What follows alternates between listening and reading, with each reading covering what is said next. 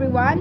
We are here at SLPA Rice and Feed Supply located at Barangay Mabunga, San Francisco, Quezon, na kung saan ay makakapanayam natin ang isang membro ng kanilang samahan.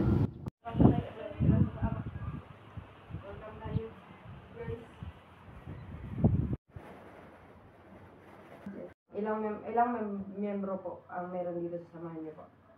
25 kami. So, paano po nahati yung 10 miyembro po sa dito pag pasok? Tutututo kami araw-araw.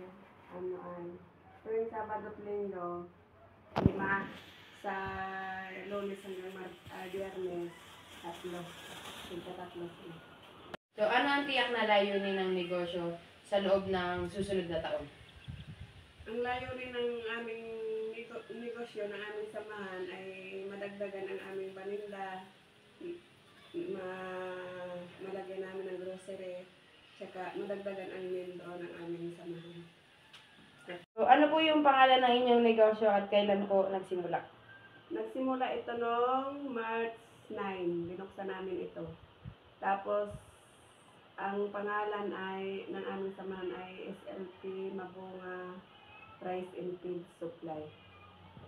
Ano po yung inyong pangunahing produkto? Yan, bigas at saka pagkain ng baboy, pagkain ng manok.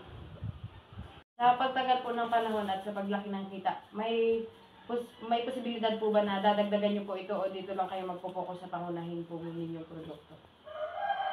Ang plano ng samahan,